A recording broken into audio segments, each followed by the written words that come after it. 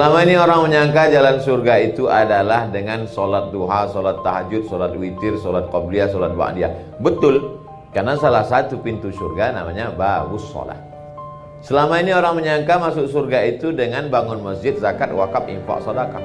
Enggak salah, karena salah satu nama pintu surga adalah babus sedekah. Selama ini orang beramal banyak dengan cara puasa Senin Kemis. Begitu lulus puasa Senin Kemis, puasa Nabi Daud. Begitu kuat puasa Nabi Daud, dia puasa dahar. Puasa dahar itu puasa sepanjang tahun, dilakukan oleh Sayyidatuna Aisyah dengan Abdullah ibnu Umar. Puasa sepanjang tahun, tidak makan sama sekali.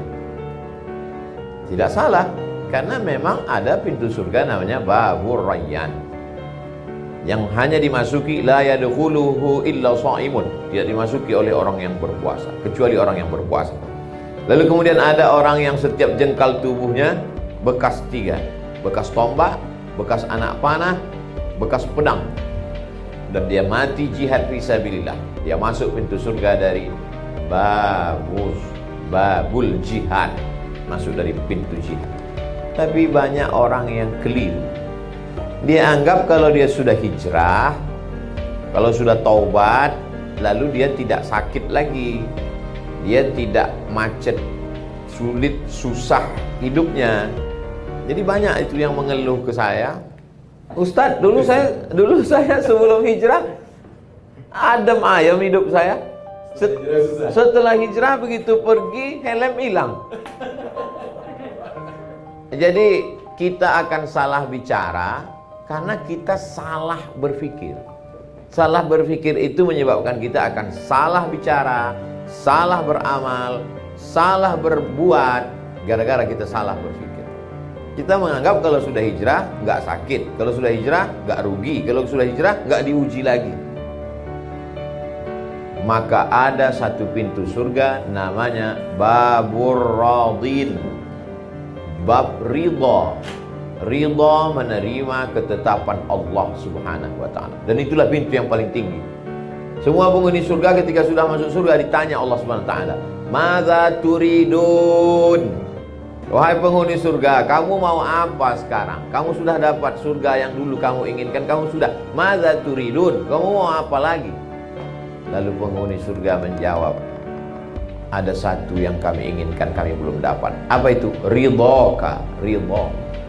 Jadi yang paling tinggi adalah ridha. Makanya dalam Al-Quran itu setelah Allah bercerita tentang jannatin tajri min tahtihal anhar, ada taman-taman surga, kebun-kebun mengalir, sungai-sungai, wa azwajum mutahharatun, istri yang suci-suci, lalu kemudian wa masakin thayyibah, tempat-tempat yang cantik-cantik, indah, semuanya lengkap.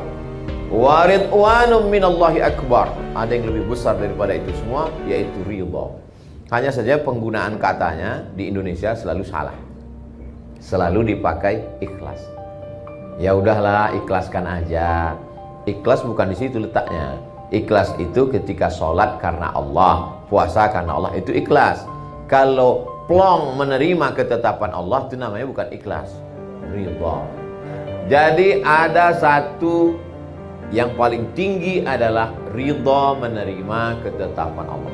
Kita punya motor, motornya dibawa kajian, sampai di tempat kajian diparkir, lalu kemudian stangnya dikunci, ban depannya diikat pakai rantai besi, ban belakangnya juga diikat ke pohon pinang, pohon palem. Begitu keluar kajian, pohon palemnya disinsu orang. Maka saat itu yang bisa kita lakukan hanya ridha. Kita pukul pipi kita sampai pecah, kita tarik rambut kita, itu tidak akan kembali. Maka satu-satunya yang bisa kita lakukan adalah ridha.